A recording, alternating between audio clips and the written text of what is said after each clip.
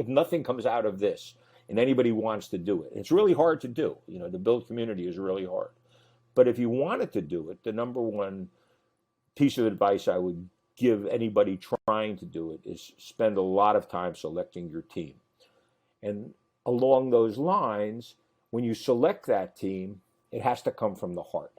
Every member of that team needs to come from the same heart place, because if that differs, then all the goals that you set for yourself will always be contentious. Hello and welcome to today, where I am sitting with Norman across a digital screen. Norman is in Miami right now. Norman Brooks is one of the founders of Alegria and Ecovia, two eco-villages in Costa Rica, and he is also one of the co-founders of Punta Mona, which is a very popular retreat center and education center over on the Caribbean side. Norman's got almost a few decades in this realm of sustainability and land management, and he has helped to start. He's been part of the foundation of three of some of the, I think more established, well-known organizations in the country in this realm. And it's also a few of the organizations that look like they're set up for longevity. And the first of those projects, Punta Mona, is proving itself on those realms. So Norman is a font of experience in education and information and I'm really just grateful that you have taken the time to meet with me today and share some of what you've learned. So welcome to the show, Norman. Well, thank you, Jason. It's my pleasure to be here. Yeah. When I think about someone like yourself that comes from a business background, that comes from comes from the background. Actually, I'd like to invite you to share with the listeners about where you come from and what brought you into the world of building sustainable communities. How did that become important to you? Yeah, so I was a dentist for 35 years. I practiced clinical dentistry for 35 years. I guess, very conventional, had a house and a family and a wife and two kids and, very typical, graduated from dental school in 1970, set up my practice and, was going along. And I had two children who weren't conventional, so I was faced with a challenge. If my son would have come into my dental practice, I definitely wouldn't be sitting here today.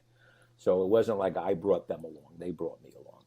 And I think if you have conventional children, as I say, we wouldn't be having this conversation. But I had two relatively unconventional children, or two very unconventional children, and you're faced with that choice as a parent. You either join them or you lose them, and I love them both so much that I bought in, and they took me along for this wild and crazy ride. And the truth is, very early on in the relationship, I sort of knew that they were right and I was crazy, So so it's been a wonderful journey. I've learned a lot. I've met so many wonderful people, learned a lot of lessons along the way.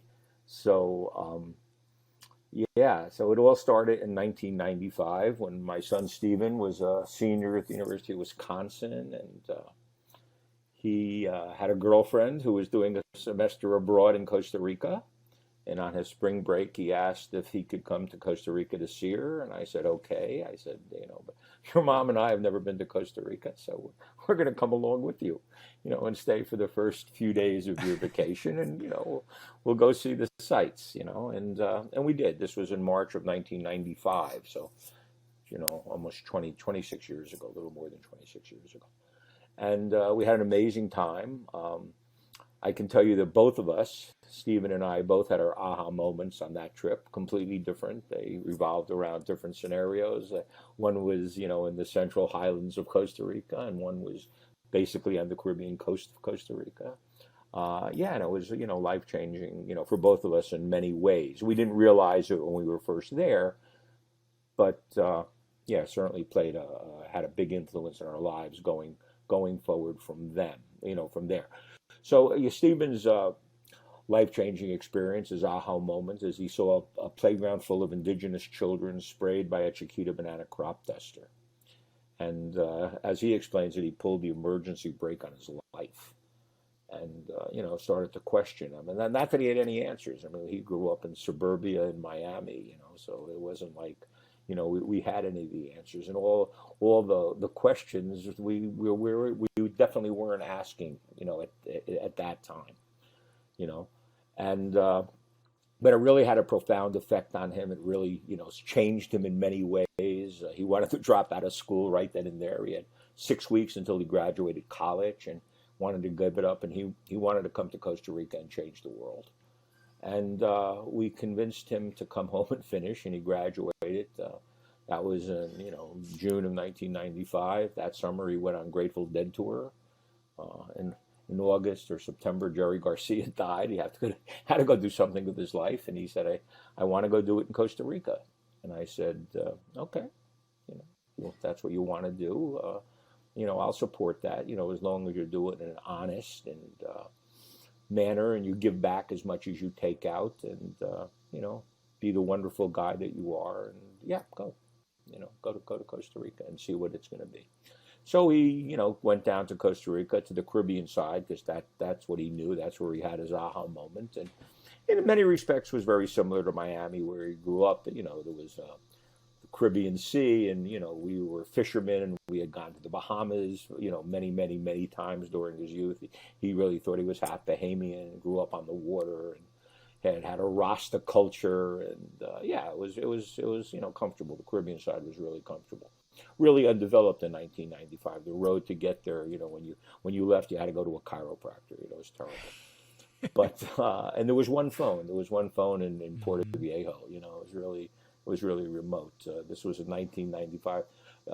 They didn't even have a road till 1982, and they didn't have electricity till the late 80s. So it was yeah.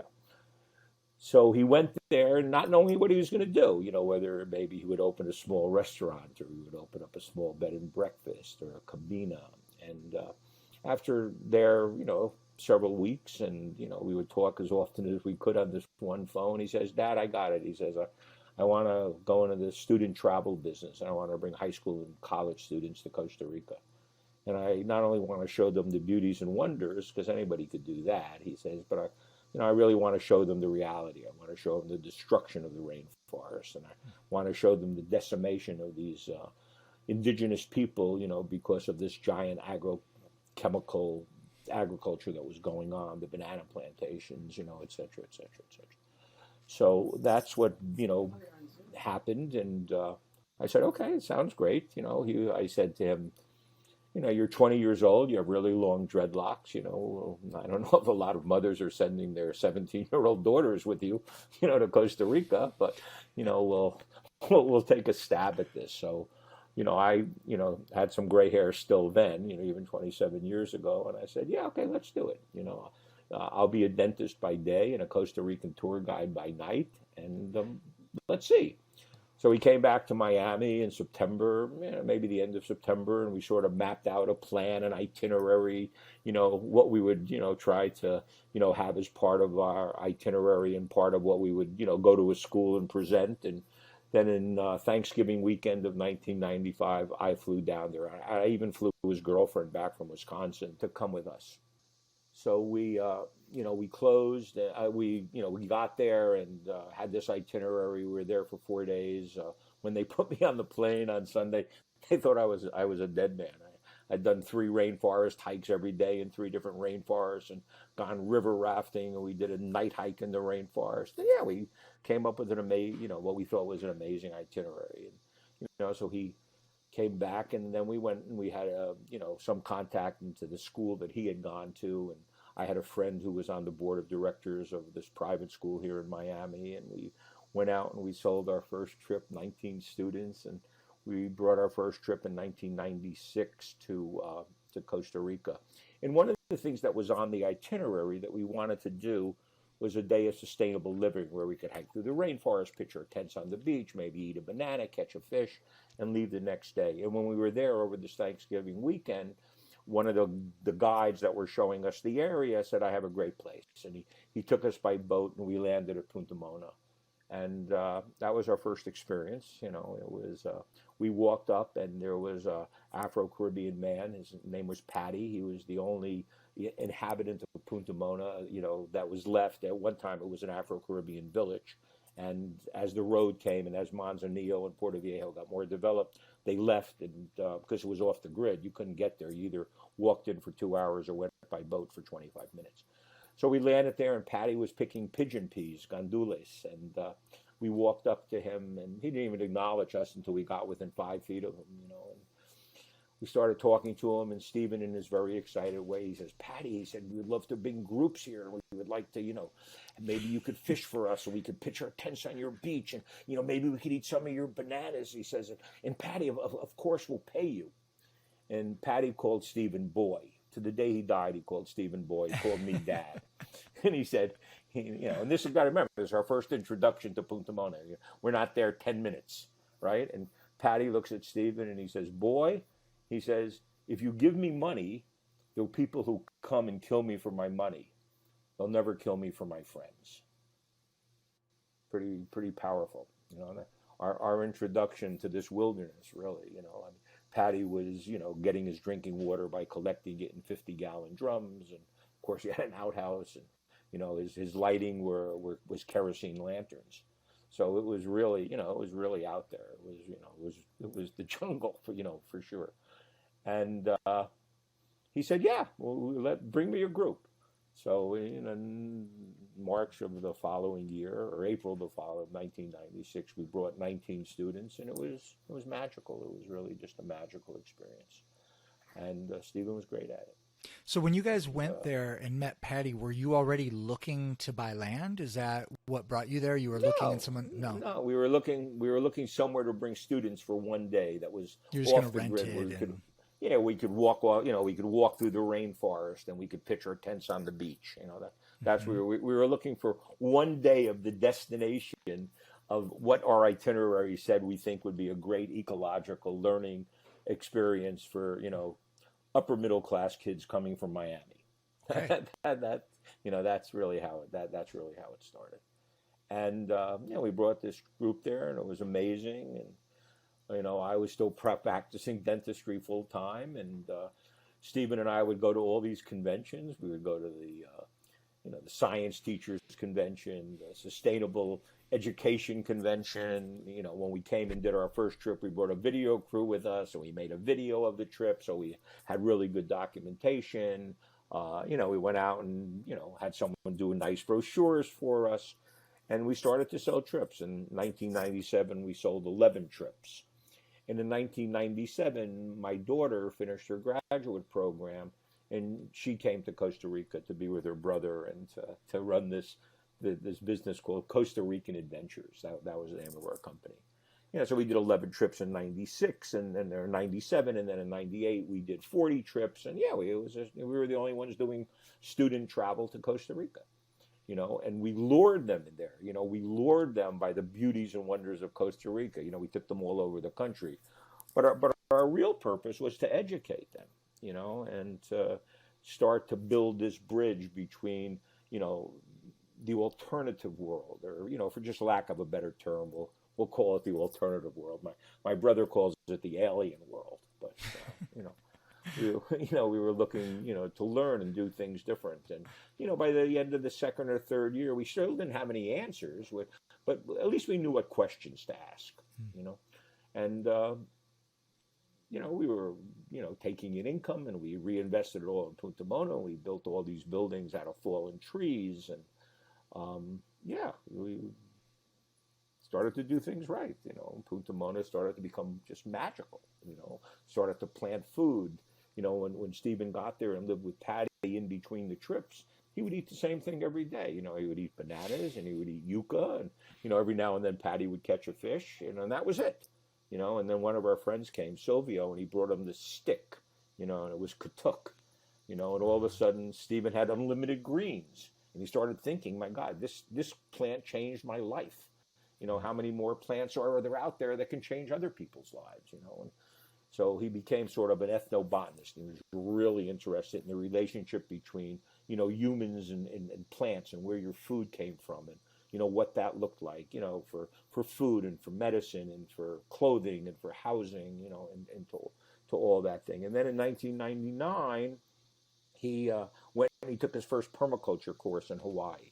And I guess that was another change, a big changing point, because now we sort of understood permaculture, and what that looked like, and how we would now base Punta Mona on permaculture principles, and how we would really our whole philosophy would change, to coincide with permaculture ethics, and that was a big change. And then in 2001, we started hosting our first permaculture groups. We taught 3 permaculture courses every year, and it just evolved. And I don't want to say it was all Stephen, because Lisa, my daughter, she played a big part. She was much more organized than he was. So she sort of ran the business of the business. And yeah, and I was still active. I was in one place, they were traveling. You got to remember, in those days, it was before WhatsApp.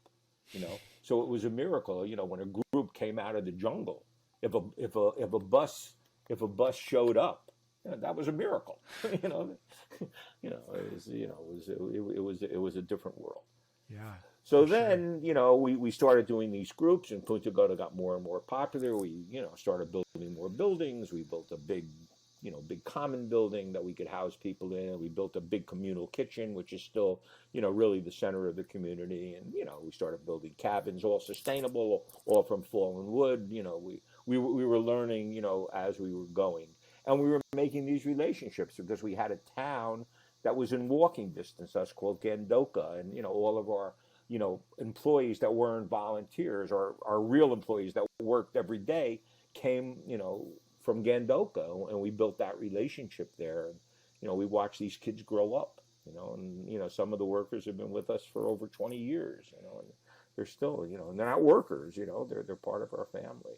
So, while we were also questioning, how we could live, in those days it was sustainable. We've now, certainly have, moved more into the realm of regenerative. But, in those days, and, early 2000, God, if you were sustainable, you were really, you were really ahead of the game. And it wasn't only sustainability as far as, where we were going to grow our food and how we were going to build our buildings, but, what was the sustainable relationship between us and our, and our workers? What did that look like? And, how could we make that relationship work? And how do we make them really not workers, but part of our family? And how do we bring them in? And how do we make decisions, together? Well, can we go Yeah, there a so little Punta bit? Mona. Do you Yeah. have any examples of what you've done to be able to really bring that in beyond an long-term employment relationship? Like, what have Yeah. you done to really Yeah. instill Yeah. that? Yeah, I think we have, I mean, there's, daily meetings between, the person who was running it. Certainly at the beginning was Stephen, and, now he's not there quite as much, so now we have an amazing farm manager, general manager. We have amazing farm manager. We have an amazing volunteer manager. Yeah, so they meet every single day. And these are all They meet people with our from the volunteers. neighboring pueblo? No, those are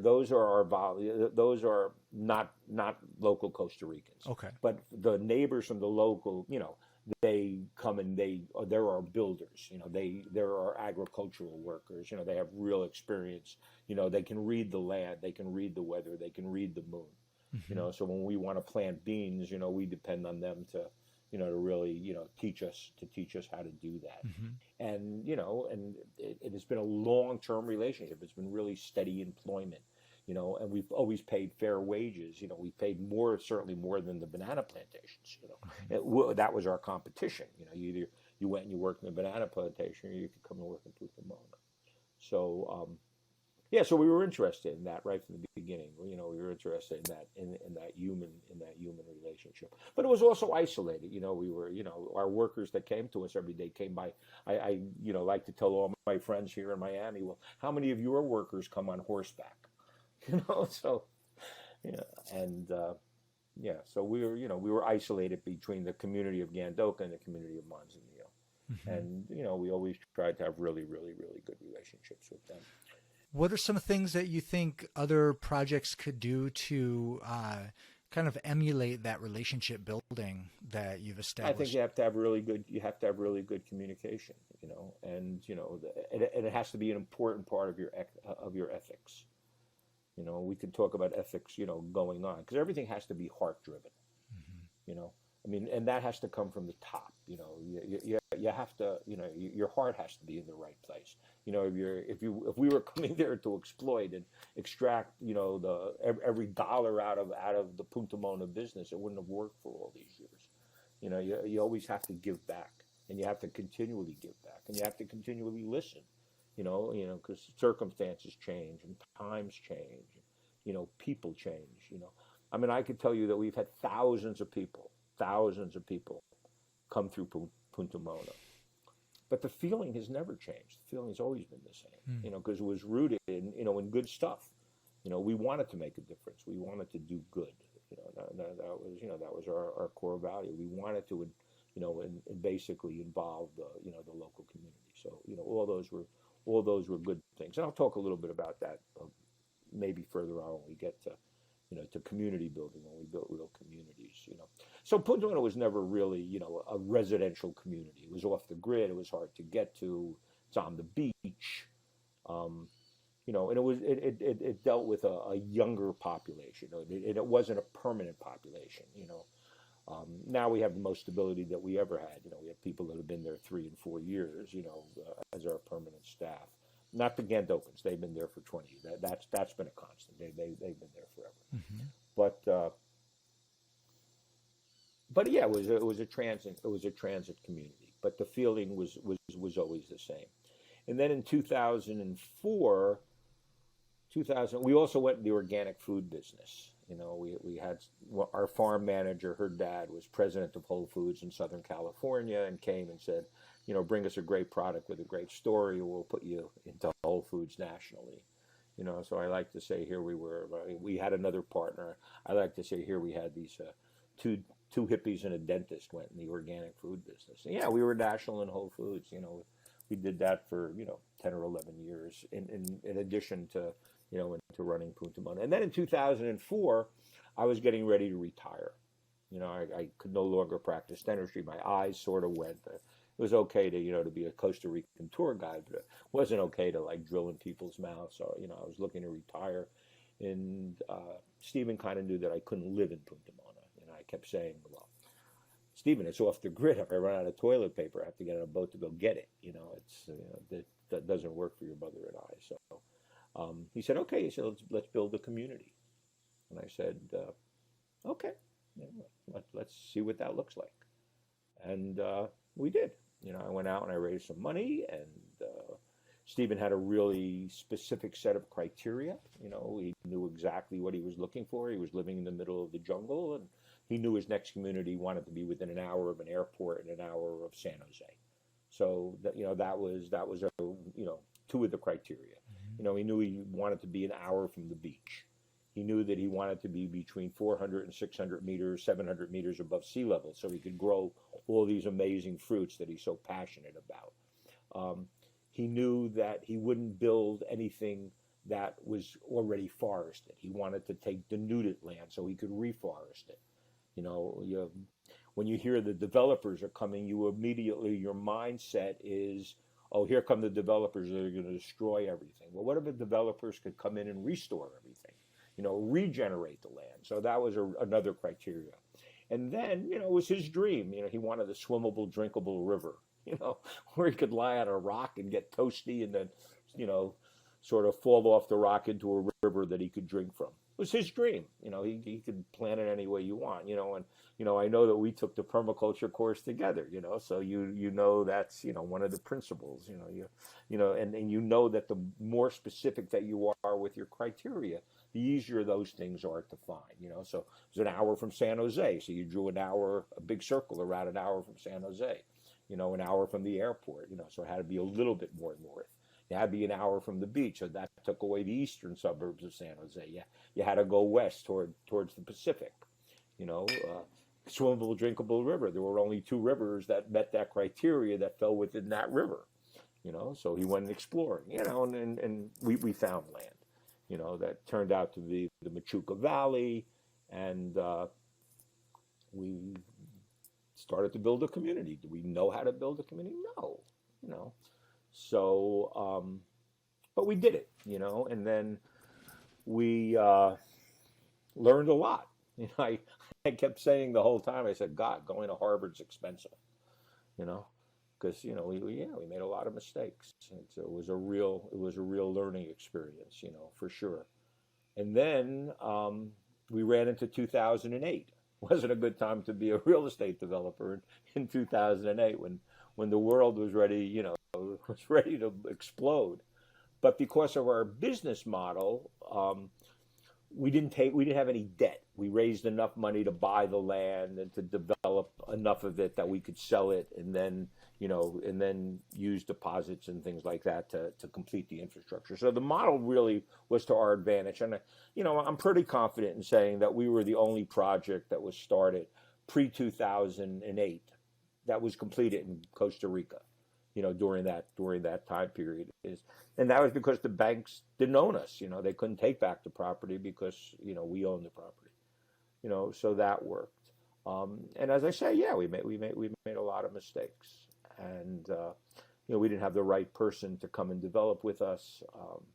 I was. Can you tell me more about that? Still, yeah, I can. So I was a as I said, I was a dentist, and I had a patient who, was sitting in my chair one day. She says, "God, we're going to go next week to Costa Rica. What should we do?" I said, "Well, how long are you going for?" They said, 4 days. I said, "Well, go to the Caribbean.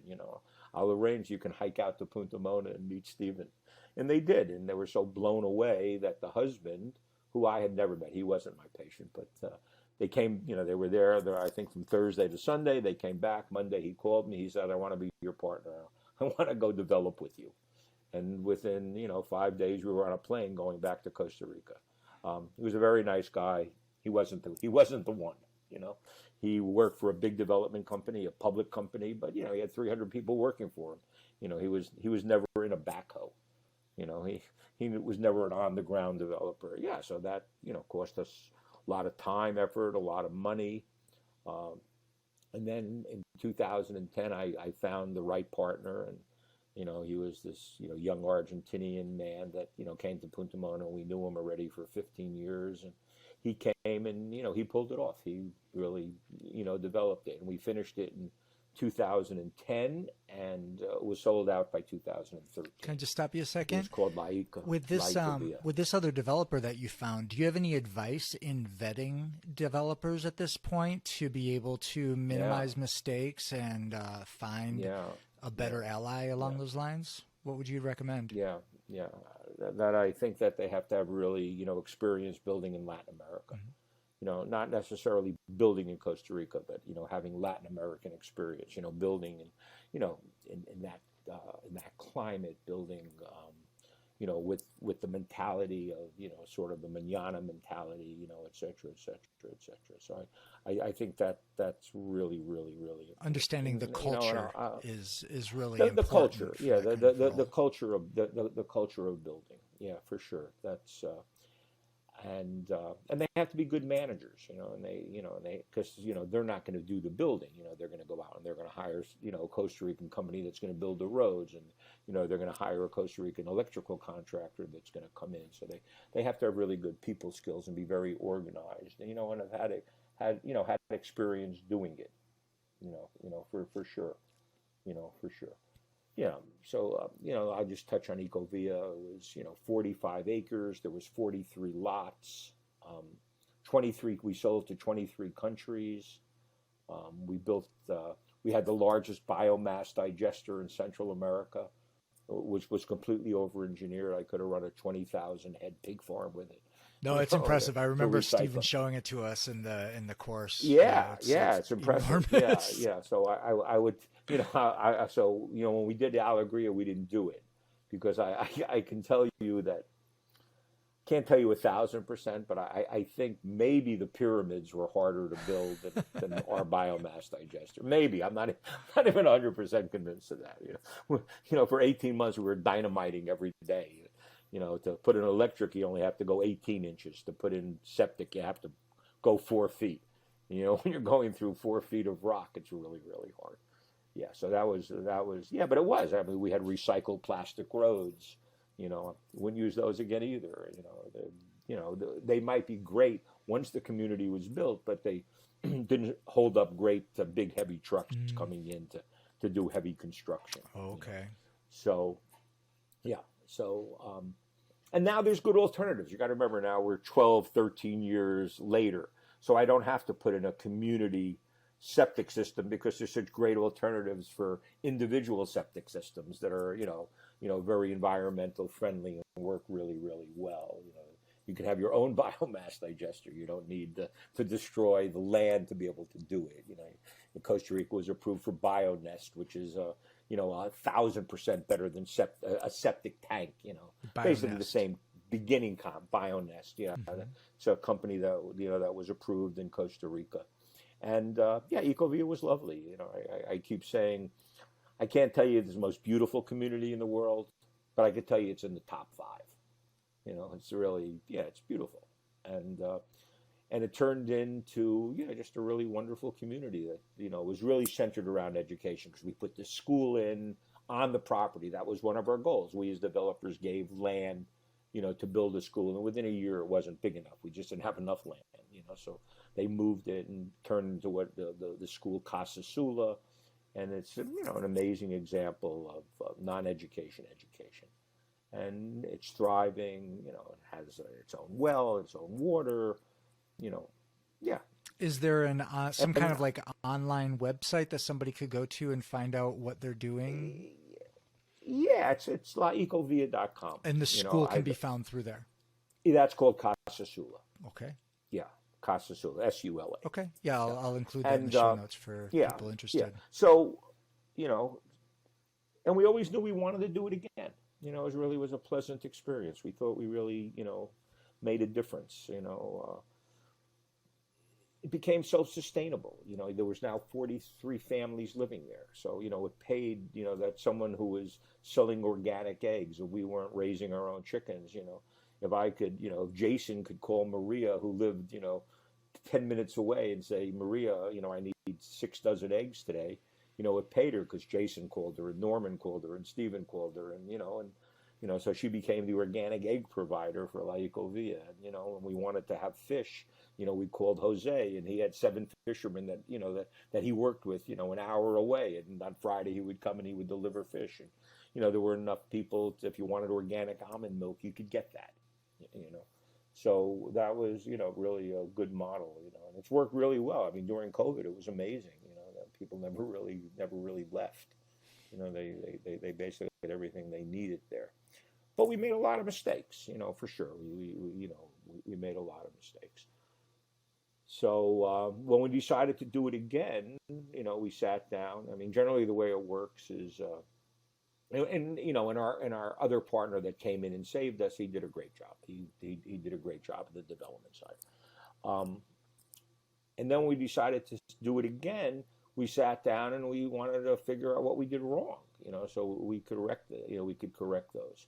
And the biggest thing that we did wrong is we just didn't have the right team in place. Hmm.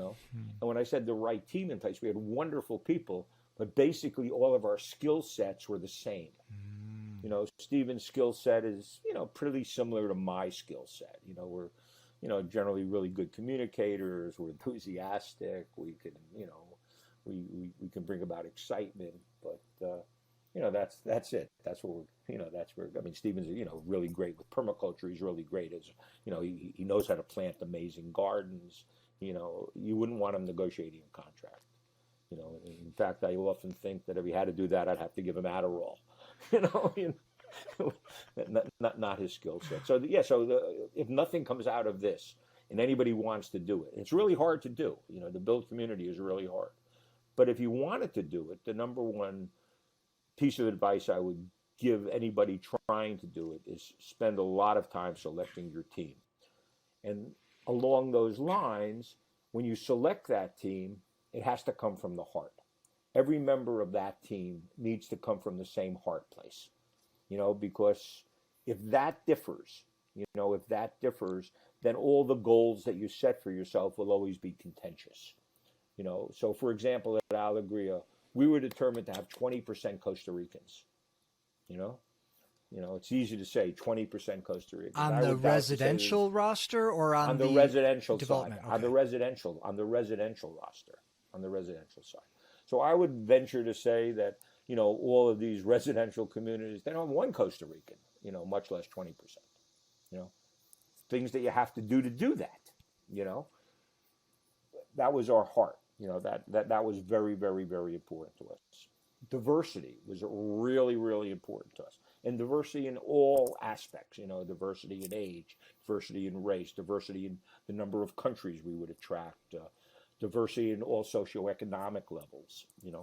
So that was really important. So in selecting your team, you really need, to be all heartfelt, because these are big issues. These are really big core issues. But then on a practical level, I know I wanted to have beautiful brochures and beautiful videos and beautiful presentations, when I was going out to raise money. I had a really attractive investor package, so to have a really good marketer on my team was really important. To have someone that could do contracts and the legal aspects of it was really important. To have an Excel wizard was really important. Okay. So you're talking about building your team. And the core team that's now going to be the developer. Right. So we're that's where I was going to go. So you're talking about, when you refer to team, you're talking about your development team, not necessarily your residential team, which also includes a developer. Is part of the core team. Now, I'm not going out and to hire a developer.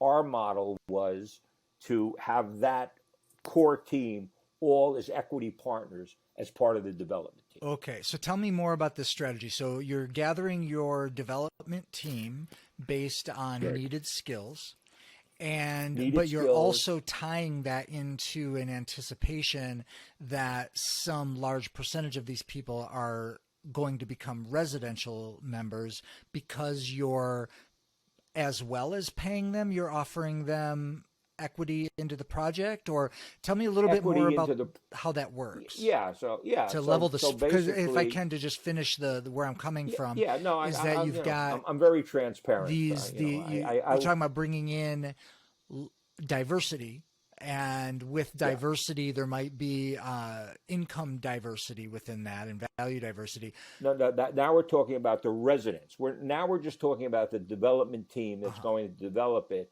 and the business structure behind it. Okay. So our business structure was basically, we took an investment, and those were the limited partners. Okay. Those were the limited partners, right? We were the general partners. Okay. It was a United States company that we raised the money in. So that's a limited partnership, and in order to have a limited partnership, you also have to have a general partner, which is your as developer part of the limited team. partnership, which is our development team. So there's 7 of us. Okay. We all we all have equity within that 30%. Okay. Within that 30%. Okay, so what, 30%? The limited partners own 70%. The general partner owns 30%. Okay. Of the development entity. Okay. Are you with me? Okay, so we're talking about Alegria, and so we're talking about, we have investment partners that are limited by, and when you say limited, I imagine they don't have no control over the day-to-day operation. Right, but they own 70% of the asset quantity. Of the asset. Exactly. And then 30% of the asset quantity at that point was owned by the developer team.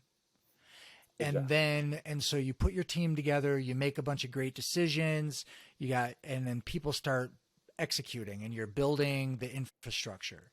Then you're at some point starting to invite in. You have to. Well, let's backtrack a little bit. So part of this core value really determines, what type of community you want. So basically, in Costa Rica, there's 2 ways to build community. You can build what's called an agricultural community. And that's just a legal term, agricultural community. And basically it says anything along a public road, you can do anything you want. So if you have a public road, if you want a 1,000 square meter lot, 100 square meter lot, 10,000 square meter, you can do whatever you want on a public road. But once you go internally into the community, then every lot has to be 5,000 square meters, because it was meant to be for farms. It was a farming entity. Minimum of 5,000 square meters. So minimum of 5,000 square meters. yeah. So those are very big lots. So basically, what you wind up with is a very, monoculture rich community because every lot is 5,000 square meters. Every lot's expensive. So there's no diversity. The good part is that they're easy to do. They're not expensive. There's not a lot of regulation. They were, as I said, they were meant for, and most Costa Rican communities, that's the way they're built. They're built as agricultural communities, and these type of communities are basically, monocultured, you know, rich Hmm. communities. Okay. But when you So say that was part of monocultured, our, you're not talking about well, planting monocultured. I monocultured mean, plants. yeah, no, no, You're, not I would that we're not even talking about hmm. that. If you look at the residential retirement communities in Costa Rica, right? They don't even know what permaculture is, much less. I don't even know if So they by know what monoculture, you're monoculture is. talking about each lot is kind of homogenized in its shape and Yeah, and I'm characteristics. talking about the person who lives there is homogenized. Okay. You know, yeah, because of the cost of the Uh-huh. land. So you're Yeah. taking people by monoculture, you're talking about people coming from a more conventional mindset. Okay. Exactly. Exactly. Okay. Exactly. So so that was never an option for us because one of our core values was diversity. So the second way to do community in Costa Rica is called filial condominium, horizontal filial condominium, and our concept of condominium. Let's bypass that for a minute. Condominium in Costa Rica is just a legal term. Okay, so what that basically says along a public road, again, you want 100, 500,000 square meters, doesn't matter. You know anything on a public road. But when you go internally, if you'll adhere to all the condominium rules of Costa Rica, as far as water, as far as waste, as far as the number of fire hydrants, as far as the size of the roads, as far as setting up your homeowners association, those are all governed by Costa Rican law. Then you can master plan the community. So you could have a 10,000 square foot lot next to a 60,000 square foot lot. You could have a $50,000 lot next to a $350,000 lot. And that's what brings in, that's what brings in diversity. The negative part takes a really long time to do, especially, for us, it was during COVID. So, it wasn't like all of these permitting people were sitting in one place working, they're spread out in their homes all over the country. So it wasn't like you could go visit them and say what's happening. So, so the permitting is much, much harder. It's much, much stricter. It takes a really long time. It's really expensive. You have to have attorneys that do this for you, and you have to cross all your T's and dot all your I's. And, you need engineering, and if you're going to present to Manai and to Satena, and you're going to present to Salud and to the Minister of Water, you know, there's a way to follow it. But what you get in return is you get a diversified community. Because the lots And don't have a that's what, minimum, or the minimum is much smaller. well, they don't have a minimum. You can make them anything you Hmm. want, so you can have a diversity of pricing. Okay, and by having this diversity of pricing, you bring in you bring in a more diverse community, and yeah, and that's what happened. So I could tell you at Alegria there were 145 lots. We have upwards of 135 sold. I think we're closer to 140. We have very few lots left. We have 37 countries represented. We have 20% Costa Rican. I think there's 2 Costa Rican lots left, which is our proudest achievement. That was really, really hard to do. Um, yeah, we have, from mid 20s to, to my age, mid What's the 70s. smallest lot that you've sold? I think around 8,000 square feet, about 80 square meters, 80 square meters. Okay. maybe 900 square feet. Yeah, Okay. yeah. So it's just a And little the residential largest one, house site yeah, type. residential Yeah. house, yeah, Hmm. yeah, and then the largest, a little under 2 acres. Yeah, So what have so you it is a done to very, increase the very diverse. to attract this Costa Rican population into your community? What was the trick? What'd you figure out there? Well, we had to, put lots that were comparable by Costa Rican standards. So we structured our pricing, based that we would keep these Costa Rican lots at such a price, and we would never waver. We Mm, would never raise the prices. This was it. We were going to sell 31 lots to Costa Ricans. okay. And these were the prices, and that was non-negotiable. Okay. That was a non-negotiable ask. But that came from the heart. You know, by the end, I could have taken these lots and I could have sold them for 3 times the amount. I Non-negotiable. see. These were for Costa Okay. Ricans, and we were very, very, very determined. And it was hard because even the price of the lots were less. Still, most of the Costa Ricans, a lot of the Costa Ricans needed financing, and they couldn't get financing until I was permitted. So, it was this chicken and the egg Mm-hmm. game. But we were very flexible, and they could put a small down payment and they could, reserve the lots, and 90% of the down payment was refundable. We made it as easy and as amenable and as friendly and as family oriented as we could, because we were determined. Yeah. However long it took us, we were gonna have 20% Costa Rica. Okay. And what attracted people is it wasn't monoculture; it was permaculture. So one of the things that we were offering is we were offering amazing organic gardens. You go to communities, sometimes there's a tennis court, sometimes there's a golf course, and there's a clubhouse. The first thing we built was a garden and a greenhouse, and a yoga deck. So, it was our intention was, from the beginning was to have 200 varieties of tropical fruit and have fruit trees and food forests line our public roads where you could walk down and you could eat to your heart's content. And part of the homeowners association dues would go that every week you would get delivered to your door, a basket of organic vegetables and a basket of organic fruit that was part of your homeowners dues. And we were going to have the purest water that we could have, 99.6 or 99.7% pure right out of the ground, 300-foot wells, deep wells. And we didn't attract that monoculture. It was a very distinct genre that we attracted. When we would talk to many of our neighbors, they would say, "Well, do you want to know about us?" And we said, "We know about you. You're here. You wouldn't have gone through all the process to get to talk to us one on one. Stephen did the show with Zac Efron, and so it was a process. So we held weekly webinars, and then we allowed people from the weekly webinars to come on one-on-one calls, and we knew whoever we talked to is that we were starting off with a shared common value. That's really important, because why do you live where you live? You live where you live.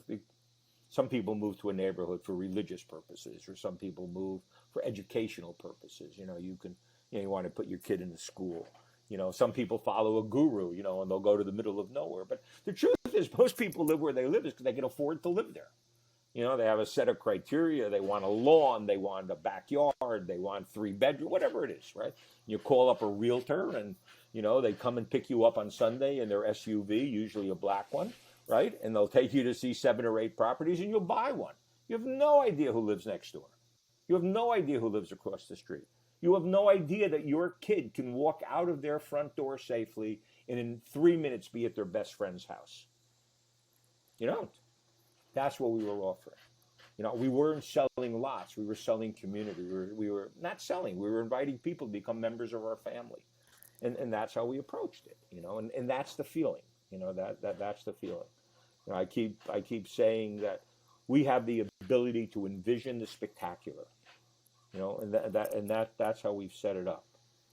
And yeah, so that was a big difference. The team was really a big lesson learned. We tweaked a lot of things within the homeowners association document. There were certain things that are Costa Rican law that I have no control over. I can't control setbacks, and I can't control how the voting goes in the homeowners association. That's Costa Rican law. But anything that we had control over, we wrote in such a manner that we as the developers wouldn't make those decisions. When people want to talk about pets, which is the number one discussed item in a homeowner, in a community, our position was no lions, tigers, elephants, or giraffes. And then whatever's left, let the homeowners figure it out. So, we thought that would be an amazing process, and it was. And then what happened that was different than Ecovia? Ecovia took us 11 months to permit and 3 years to sell. This took us over 3 years to permit and like 14 months to sell. 3 times as many lots. So we had all these neighbors, and we couldn't give them the lots yet because we weren't completely permitted, right? So my partner Kara thought that, my God, let's start a WhatsApp group. We'll get to know our neighbors. And I thought, well, great. I'll show them my really beautiful grandchildren, and they'll send me pictures of their puppies, and that's how it would work. But it didn't turn out that way. So these WhatsApp groups developed into working groups. So we have a regeneration group, and we have a sustainable building group, a regenerative building group. We have a communications group. We have a conscious parenting group talking about education and what that looks like. So we have 7 WhatsApp groups that now, meet regularly. And now we as the community, and I'm switching hats now because I also bought a lot there. I'm going to go move there. And yeah, so we're in constant contact. Every 2 weeks we have these meetings, and some attract 20, 30 people. And then within that group, within that WhatsApp group, with these big meetings, we now have smaller working groups that really do the work of the committee. So the regeneration group, yeah, we wrote a beautiful document. We met probably 2 times a week for 5 months, and it was a labor of love. But yeah, it's community, at its highest level. So this is reminding me of kind of a governance format that I've read about, and we've kind of got woven into our own documents here called sociocracy. Is that? Yeah, that's what it is. You can call it what you want, but that's what it is. We're not so so the governance group, which I thought would be really boring, it's really interesting, actually. Yeah, so that's what it's based on. It's based on going down into groups, and from there, having committees, and then within large committees, and then the committees would break down into small committees, and they would bring the work back to the board of directors. The board of directors would bring it back to the homeowners association, and it would work back and forth, that way. Great. Yeah. So yeah, it's sociocracy for sure. I mean, it's called many different things, but that's. So share with us another, say we could call it a mistake that you made with Alegria that you corrected in the development of Ecovia. Yeah. Okay. Or I'm sorry, the other way around. When I talked So when I talked about Ecovia, and be able to call Maria to bring organic eggs, even within that framework, Ecovia was just too small. It was only 43 families, so there was no commercialization of it. I couldn't have a small restaurant. I couldn't have a small grocery store. I couldn't have a small apothecary. I couldn't do any of those things. There just weren't enough people to support it. So that was a lesson learned, and it was a really important lesson learned. Because now it, can bring employment to the community, but it also can bring employment to the larger community. And that's a big concern. Well, and I'd like to talk about that, a little bit as well. So the lesson learned at Ecovia just wasn't big enough. That was a really important lesson learned, because we wanted to do all of these other things as well. And so having more lots available, building a larger community, I'm sure that helps on both sides. It provides a greater diversity of products and services available for the community to take advantage of, but then it has enough buying power within the collective to have those providers actually be able to meet their needs and be worth setting up an industry of some scale. Exactly. And, we think that, as I said, we were in the organic food business. We actually did organic dried fruits. So, I do know about, I would imagine I'm going to have 200 mango trees at Alegria. So why wouldn't I go into the organic dried fruit business, within the community, as a community endeavor to do that. So you got a few people in the community who are all about harvesting mangoes, processing mangoes, preparing them, everything. And there's a bunch of people there that just don't want to be doing that, but they love dry mangoes. So you got a few people who are like, I live here, I need to make some money. Everyone else is like, you know what, prepare me some mangoes, and you got yourself a customer. Yeah. So that's what I would have said too. That would have been, my concept. We're going to have this restaurant, we'll rent it out, someone will pay us money, that money will go to the homeowners association. The homeowners association dues will be less, But can we rethink that? Does that have to be the model? That's the conventional model. That's the model we grew up with. Is it the right model? So we think that we're evolved enough we're evolving enough as a community. At least we can ask the question. I mean, I can't tell you that it's not going to be that, but I can tell you that it doesn't have to Okay. be that. Now we can take that to the next Okay. level. What does that really look like? How does that really become fair, where the community wins, the community of San Mateo wins, the community of Orantino, or Orantino wins. What does that look like? Do we have to do business as usual? Does it have to be conventional business as we know it and as we grew up with it and as we Uh-huh. envisioned it? Or now can we take it to a higher level, of real Okay. regeneration, that eventually the earth wins? So if Stephen talked about regeneration, right? If you asked him about regeneration, he would probably tell you about all the fruit trees he would plant and the food forests and in the biological car. Hmm. Stephen. I mean, he's most passionate about that. And he would tell you about the carbon capture, and all those agricultural things. And if you talk to me about regeneration, I would talk about economic regeneration because that excites me to be able to do these things, within the community. And what even excites me more, and what has many of us excited, is this idea of cultural regeneration. What does that look like? And how do we interact that? Not to say that we want to change the culture of the Machuca Valley. Of course we don't. We're not coming in as expats to change the culture. But I don't know how long you've been living in Costa Rica, or if you ever lived urban, and 8 years ago when you went to Whole Foods to buy your food, you would never have thought of bringing your own bag to Whole Foods. That wasn't part of, who you were, right? And then, I can tell personally, the first year, yeah, I brought it 50% of the time, and 50% of the time I didn't bring it, and then the second year, I brought it 100% of the time. But 50% of the time I forgot and left it in my trunk, because it wasn't part of my culture. I would never go to Whole Foods now without my own bag. It's ingrained in me. It's become who I am, right? During the time of COVID, this is kind of interesting story. During when COVID first started, we had 19 employees, and we were doing all these events. Most of our marketing events came in house, right? But it was COVID, and I couldn't do that anymore. So I had all this food. So Kara every Wednesday would go and she would prepare these 19 boxes, and we would deliver it to our Costa Rican workers, right? The people who work with us, our Costa Rican family in San Mateo. The only thing we didn't realize was that, Costa Ricans didn't eat kale. wasn't wasn't part of their culture. You know, first week, second week, third week, fourth week, fifth week. By the end of the sixth week, they were calling us and saying, "Hey, can you help us build these raised beds? We really like this kale. We wanted to include it now." It's a cultural change. You know, so when you think of that and you multiply it 100 times, where your end goal is to culturally regenerate, so the earth wins. It's exciting. Hmm. It's an exciting concept. We got here because you're talking about, I was describing the conventional model of somebody taking on the enterprise of harvesting and preparing the mangoes and some other people being the consumers of those mangoes.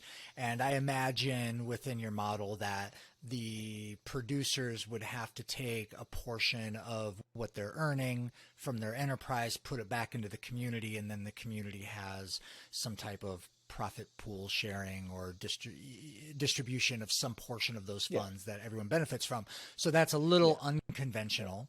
But you're Well, bringing now, you jumped forward through financial regeneration to cultural regeneration. I totally hear what you're saying by taking advantage of what's growing and going to go to waste and just gifting it to your neighbors. You've effectively taken that product, which wasn't maybe an insane value of raw ingredient that and a little bit of labor to divide it, but as a result, you're now changing the mindsets of your neighbors and what kind of foods that they're being exposed to, and now want to plant for themselves, right? So that's where we've gotten so right. far. So what else Yeah. about your vision of transforming from conventional ways of doing business or product commerce do Yeah. you would you like to move the community and maybe even the world in? Like, tell me You know, something more. yeah. So we don't have enough time for all of it, but I could tell you that where we're Where we went with this one, when the difference between this one and Ecovia, I could let me talk about that for a Mhm. second because that was a big shift. I'm not going to tell you the direct numbers, but I did talk 70%, 30%, and when we did Ecovia, that's what it was. We got 70% to the limited partners, 30% to the general partner. We gave the limited partners 100% of their money back, and then we split 70-30. That's generally that's the way it works. So they get their investment back, and then it's split 70-30, whatever, if there's any profit. Okay, so we did the same thing in Alegria as well. 70-30, 100% back to the investor. But what was different at Alegria, also one of the things I'm most proud of, and I really haven't talked about it much publicly. I haven't. But I guess this is a good forum because your audience will appreciate it. So what we did here is we put a waterfall in. So it was 70%, 30%. But when they got to X amount of dollars of profit, X percentage of profit, their limited partnership was reduced from 70% to 52.5%. And the general partners were reduced from 30% to 22.5%. And that 25% difference is now going into a fund that will go directly to the town of San Mateo as a nonprofit. Okay. And so the That's life money changing. that's being divided in these Yes, percentages is from property sales as well. it's from it's the profit from from the entity, the real estate Uh-huh. entity, And then, where the investor, who is now a much younger investor, a much more understanding investor, a much richer investor, because we're now 14 years later, the world has changed. What changed between now and 25 years ago? There were amazing people 25 years ago, and there were amazing ideas 25 years ago, and there was no funding 25 years ago. You couldn't get anything funded. Well, that's not the truth today. Today there's a lot of funding out there that will do worthwhile, good projects because there's a lot of young people that made a lot of money. So it's the name is the game. So my investor falls, a lot of them fall into that category. So there was no problem. And for everyone that said, no, you're not going to take away 25% of my profit. For everyone that said no, I had 5 that said, oh yeah, that's a great idea. I want to be associated with something like that. So yeah, we're going to give a lot of money to San Mateo. Yeah, and it's really, really feels good. It's a really good concept. Think of it where real estate can come in and do good. Where developers can come in and do good because it's not all bottom line. I'm not looking to take every nickel out of it. I do want to give back. And so, yeah, so I'll just share one more little piece. So what about when we go into the organic dried mango business, which I know, a lot about, and that I don't only invite my Alegria neighbors in to be part of this business, but I invite my Costa Rican neighbors in as well. Not my Alegria Costa. We're talking local now. We're talking, the town of San regionally. Mateo. My local who are living there. And I invite them in to be part of this business and give them equity stake in this business. And then the profit from that, can go to build their houses in the next Alegria. Where they don't have to go to the bank. So you're proposing a model where the regional neighbors have an opportunity to contribute work towards this enterprise, and they'd be getting, I imagine, some pay as well as equity Equity, toward a future project. exactly, Okay. Okay. exactly. You know. So, not tomorrow, Uh-huh. but Uh-huh. you know. Generally, what happens is Stephen, we'll get to the end, and Stephen will say, "Dad," and I'll go like that. I'll put my hands over my ears, and we'll go, "Dad," and I'll put my hands over my ears. Well, so we're out of the hands over the ears Okay. stage. So yeah, that's generally the way it works. Okay. Yeah. He's taken me down this really amazing path, and I've always told him, I've always told him that that if his dreams weren't scaring him, then he wasn't dreaming big Oh man. enough. Yeah. So You, So the next one is the next one is bigger Yeah. for sure. Yeah, and better, because we've learned, and we have great partners now. When you prove the Mm. model. So I keep telling my neighbors at Alegria that if we don't do this, if we don't envision the spectacular, shame on us, because we have all the pieces in place to do this, you know, and we're starting, as I said, from shared common value, which is I don't know, I'm preaching to the choir, the way I like to look at it, and I'm sure this applies to all the people that are on this podcast. We've all lived on the mainland, right? Now we want to go live on this island, whatever the island is, But to get from the mainland to the island, there's a bridge, and that's where we all are. We're all on that bridge. Some of us are further, some of us are closer, But the nice thing about the bridge, it's a one-way bridge. Once you get on it, you're never going back. First of all, you don't even speak that other language anymore. We have our own language. I could talk to you about, regeneration. I can talk to you about permaculture. Those aren't words that are in the Mm-hmm. general public, So yeah, so it's an exciting time. Well, speaking of bridges, Norman, and I'm going to just check in here. We've been going for about an hour now, and Yeah, I you have have to to go. go. Okay. Okay. I do. Well, I mean, have you been hearing my beeps? okay. Yeah. No, I dig it. Well, maybe we'll come around to I'll having come another back. episode with you because Yeah, you just yeah. I hope this it was was great. helpful. Yeah, it's really awesome to see the progression from project to project to project, things that you've learned, you've adapted, you've gone to the next level, you're creating better relationships, you're creating better agreements, you're getting creative about even thinking forward to how can we even keep doing it better. And, really that's the kind of stuff that really only comes with longevity, perseverance, courage, willingness to try, fail, and try again. Really you asked me how long I've been here. I've been here for 12 years, on and off. I had a period where I left for a while for my son, and I've been back now for probably coming on 2 years and year and a half or so. And it's this next season for me has really been a next generation. I'm in the same place, but everything about it is really different. How I'm approaching it, how I'm structuring it, and I'm in this point. We bought our land at first, and we, like Punta Mona, we just went for it, and we like, oh, we're gonna do an event. Like, how do we host? How do we put people somewhere? Right. And then like, oh, that just happened. Like, let's do it again. And then and we kept going, and that was Right. great, and that got us to a certain point. And now I'm coming back, and I had this drive to like jump in and start doing, kind of doing a next version of that. And really, thanks to the pandemic, thanks to the lockdowns and all of that, I didn't get to jump right into that. And as a result, it pushed me to step back and to be like, actually, do I know enough to do that? Or should I start asking some questions? And Yeah.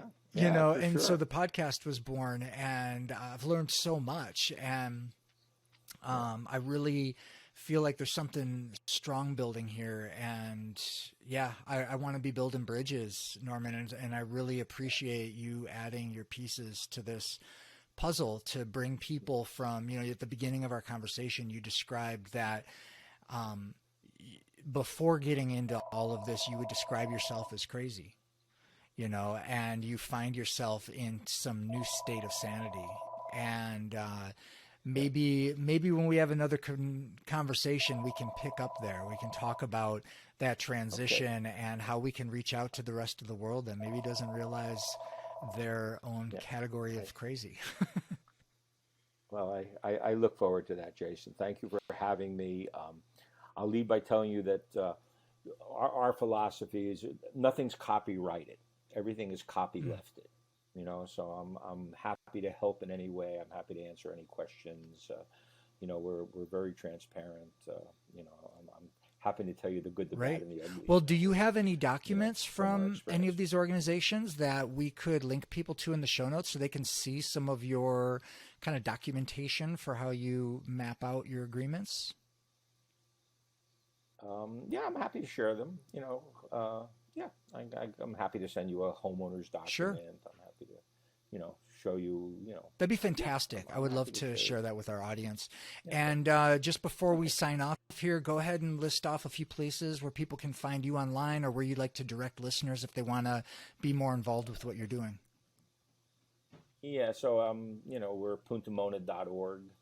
We're Alegria, live@alegria.com, live@alegria.com, and ecovia.com. Yeah, yeah. But Ecovia is separate than Alegria, is separate from Puntamona. Yeah. They're all, we just happen to be the common link, but they're all separate entities. I mean, they're not joined Right. together. Right. Yeah, Okay, yeah. great. Well, Okay, Igavoya okay. sold out. Yeah, Alegria has a few spaces left, and Punta not Mona is an many. ongoing playground and education center. So, Yeah, it is. It yeah, is. thanks again. I'll let you get to the rest of your day, My and I am pleasure. so happy to be in community Thank with you. you, my friend. Be well. Okay, me too.